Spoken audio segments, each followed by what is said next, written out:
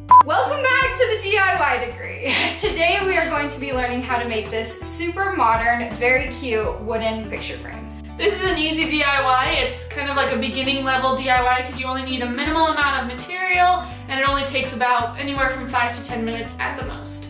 This is also a great DIY, like an alternative for any kind of regular picture frame that you might be in the process of trying to get up in your house. This will quicken the process and it's very cute and modern.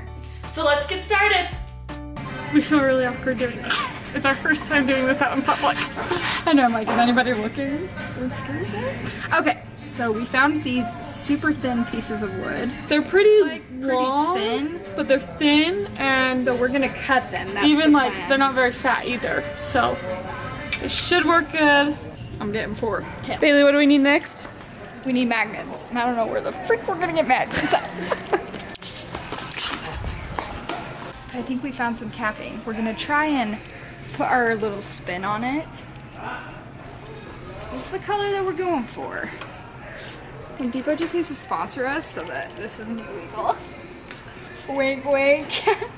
Nudge, nudge. Okay guys, so we found these little cappers, just kind of metal rose gold cappers. And so our idea is to, if you can kind of see it, we're gonna glue the rope in here and then we're gonna put it on the end like this.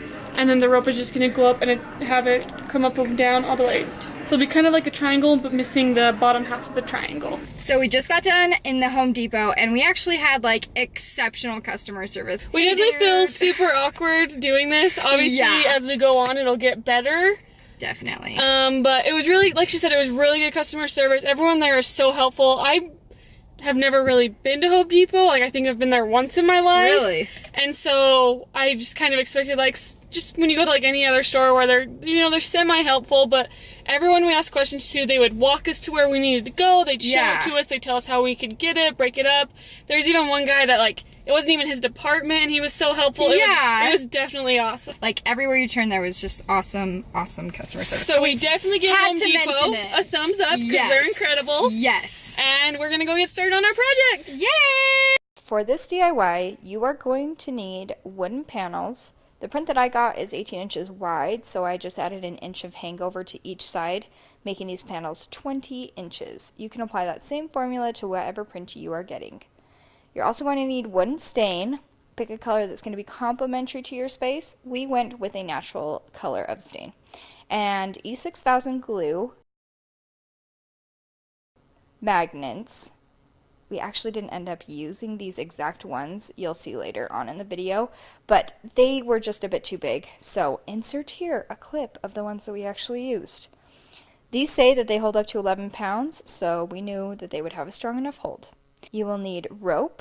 We had our rope cut to 24 inches so that we would have a 4-inch hanging space, which turned out to be the perfect amount. Copper pipe ends, and honestly this is my favorite part, so industrial looking and unique, I just love it. And last but not least, you need a print of your choice.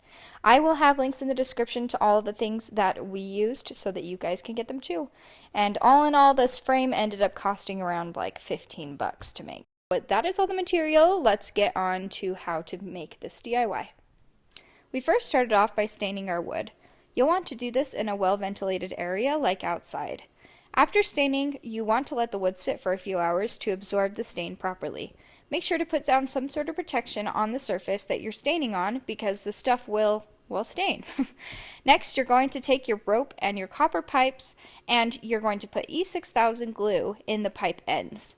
Put each end of the rope into the copper pipe end and let that sit for an hour or so to fully dry. Take your wood panels and your sander, and we actually had the cute guy at Home Depot cut ours by hand, so they were just a titch jagged. So just took the sander and made any uneven spots smooth again. Once your rope and pipe is dry, glue the copper tips to the top of one of the wood panels. Use a tape that won't tarnish the wood to keep it in place until that has fully dried. Take all 4 panels and glue on your magnets to the inside. I measured out 3 inches from the edge and drew a line so that I knew where to place the magnets. You'll want them to all be the same distance so that they match up. Make sure that when you're letting these dry that you don't put them close to each other because the magnets will come together and they will dry off center. And then the last step is to secure your print in its new frame and hang it, girl!